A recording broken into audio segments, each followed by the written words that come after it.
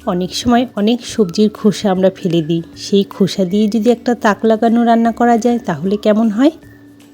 ঠিক সেরকমই রান্না একটা নিয়ে এসেছি তোমাদের কাছে। চলো রান্নাটা কি করছি আজকে দেখে নিই। আজকে নিয়ে নিয়েছি লাউয়ের খোসা। আমরা তো লাউ খাই, কিন্তু খোসাগুলো অনেক সময় ফেলে দিই। সেই খোসা যদি না ফেলি তাহলে কেমন হয়। চলো তাহলে আজকে লাউয়ের খোসা দিয়ে একটা রান্না সারি। লাউয়ের খোসাগুলো আমি ভালো করে ধুয়ে নিয়েছি। এখন লাউয়ের খোসাগুলো আমি কেটে নেব। লাউয়ের খোসাগুলো আমি একটু কুচি করে কাটবো, যাতে একটু ভাজার সময় তাড়াতাড়ি সিদ্ধ হয়ে যায়। দেখো ঠিক এইভাবে লম্বা করে কুচি করে কেটেছি। এগুলো এইরকমভাবে সবগুলোই আমি কেটে নেব।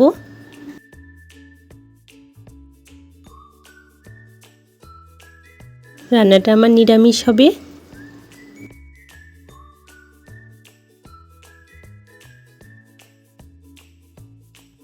লাউয়ের খোসাগুলো আমার কাটা হয়ে গিয়েছে। এবার এখানে আমি একটা বেগুন নেব। গোটা বেগুনটা দেব না, অর্ধেকটা দেব। বেগুনটাকেও আমি ঠিক লাউয়ের খোসার মতনই একটু কুচি করে কাটবো। অনেকেই বেগুন পছন্দ করে না, তারা শুধু আলু দিয়ে ভাজলেও হবে।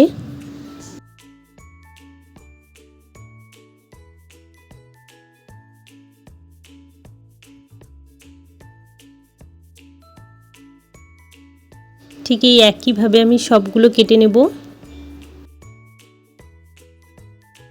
বেগুনটা আমার কাটা হয়ে গিয়েছে। এরকম ছোট সাইজের একটা আলু নিয়েছি, আলুটাও ঠিক এরকমই কুচি করে কাটবো।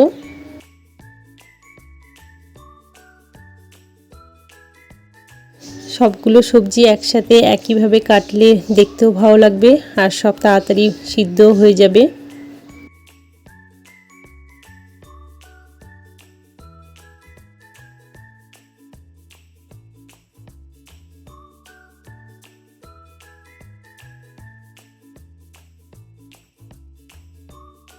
আলুটাও আমার কাটা হয়ে গিয়েছে। এবার চলো সোজা রান্নায় চলে যাই। রান্নাটা আমি সর্ষের তেলে করব, চাইলে সাদা তেলেও করতে পারো, কিন্তু সর্ষের তেলে সব কিছু ভাজা একটু বেশি ভালো লাগে। এখানে আমি কালো জিরে ফোড়ন দিলাম তেলে, আর দিলাম রাঁধুনি, আর কটা কাঁচা লঙ্কা কেটে রেখেছিলাম। ঝালটা তোমরা বুঝে দিও। এবার কেটে রাখা সবজিগুলো সব দিয়ে দিলাম।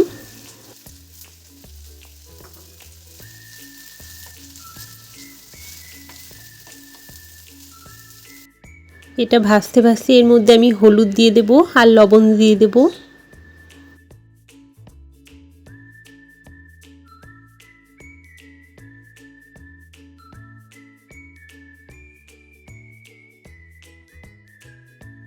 এবার এটাকে আমি 1 মিনিটের মতন ঢাকা দেব।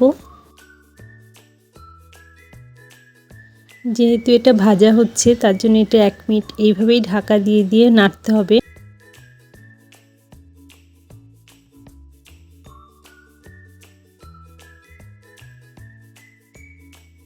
সামান্য চিনি দিলাম।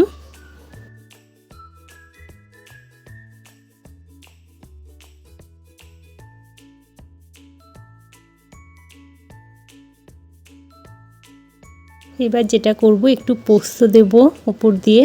এই পোস্ত দিয়ে একটু ভাজবো, তাহলে এটা যখন খাবে তখন পোস্তটা একটু মুখে পড়বে, খুব সুন্দর লাগবে খেতে।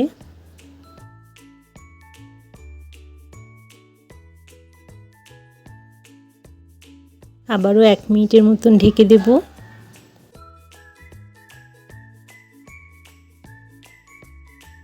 এইভাবে একটু ঢাকা দিয়ে দিয়ে করলে ভাজাটা খেতে বেশি ভালো লাগবে, আর তাড়াতাড়ি এগুলো সিদ্ধও হয়ে যাবে।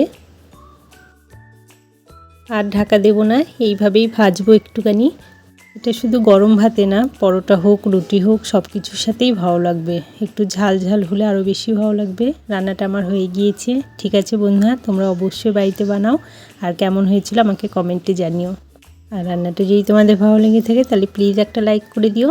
আর যারা নতুন দেখছো অবশ্যই সাবস্ক্রাইব করো পরের ভিডিওগুলো দেখার জন্য। আজ এইটুকুই, বাই।